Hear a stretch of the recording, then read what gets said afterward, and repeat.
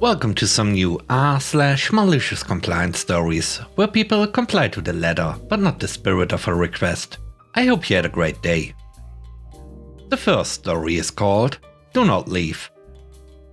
I, 28 male, work for a major shipping company. At the time, my job was to use a towing tractor to find ULDs, big metal shipping containers that go on planes, for our work group to load up with freight.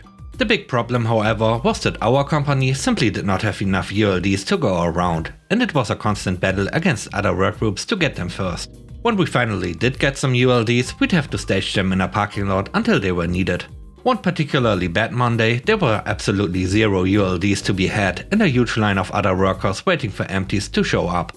I decided that I'd take 30 minutes to organize and clean up our staging area while my coworker was in line waiting. Normally another worker would do this, but he was out sick, and if you don't clean up the staging area, you won't have any room to park ULDs. My assistant manager saw this and wasn't happy about it.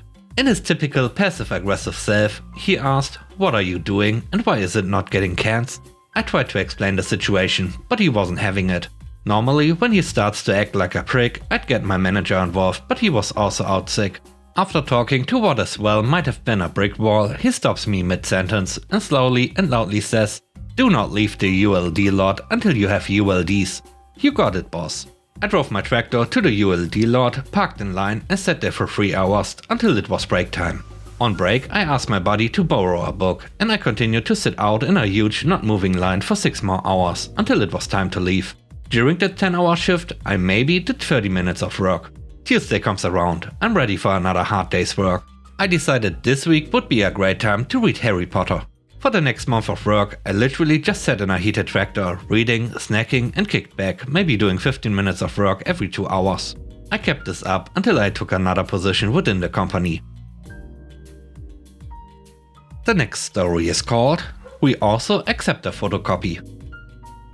I worked for a big American technology and defense firm with tens of thousands of employees.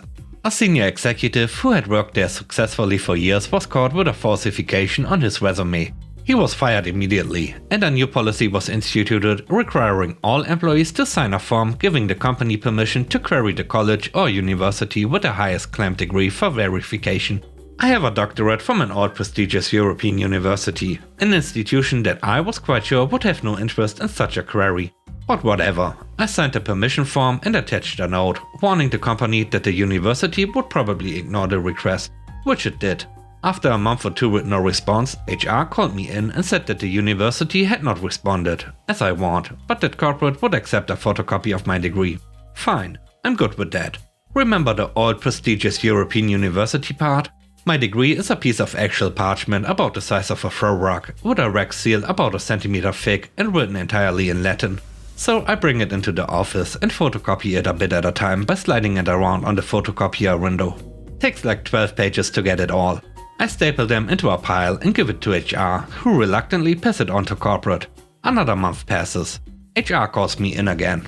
Corporate is complaining that your degree is written in a foreign language. Yep, I say. It's in Latin. Tell them to find a priest to translate it. And with that, I walked out.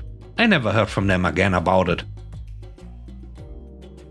The third story is called Note from a Doctor. This happened to a friend many years ago. My friend had an extended absence due to some medical issue. On his return, HR had contacted him with the specific pages from the employee handbook, which stated that an absence of more than X days require a note from a doctor. And so the malicious compliance starts. My friend, who has a PhD but is not a medical doctor, wrote himself a note and submitted it to the HR department. The following hilarity ensued. HR told him that the note must be from a medical doctor, but he reminded them that the manual states that it has to be from a doctor. Then they told him that he can't write himself a note as he is not a doctor, but he reminded them that, according to his degree and his legal title, he begs to differ. So HR had legal review the manual.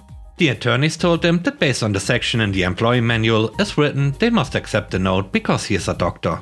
So HR had to accept his absence note and had a lot of work to do rewriting the manual with all the mistakes that the attorneys found in it. The last story is called Genetic Math. When I was a sophomore in high school, our biology teacher gave us a genetic math assignment.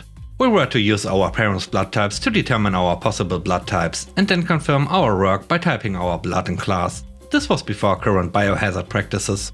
I'm adopted and knew its implications on the assignment, but my teacher didn't ask, and I was looking forward to having a little fun. He wasn't the worst teacher, but I didn't care for him. I'd been a blood donor, so I knew I was AB+. And based on the assignment, that was not possible. Typing our blood involved pricking our finger, putting blood on 3 separate glass slides and applying a drop of a reactant on each slide. One reactant identified A, one B and one positive/negative. Of course, all 3 indicated, so I showed the teacher my work with a confused look. You've obviously messed up your test. Each reactant goes on only one slide. Yes sir, that's what I did. Well, something isn't quite right. Let's test again. Together. We test again. The result was the same. I'm sorry, someone must have mixed all these reactants. Let's get new bottles and test again. So I prick my fingers a 3rd time. Same result. Now the teacher is getting a little nervous. He's stammering a bit. I just look at him, waiting to see what he'll say. At this point, it's worth noting that my biology teacher had only one volume setting. Loud. Any conversation he ever had with any student was clearly heard by the whole class. Do you perhaps have anyone you call uncle who isn't really your uncle? Oh, sure. Uncle Jim is really my second cousin, once removed on my mother's side. No. I mean, does your mom have any close male friends besides your dad? I made a confused look. So I guess what I'm trying to say, at this point I had my fun. My teacher had beads of sweat on his brow and lip. I interrupted him. Oh, of course, I'm adopted. That was the last year he gave that assignment. And with that, we end today's video. Let me know what you think about the stories. On a scale of 1 to 10, how would you rate the stories and today's video? I hope you enjoyed the video. If you did, please don't forget to subscribe and hit the like button. And I hope you have a great day. Stay safe. Bye bye.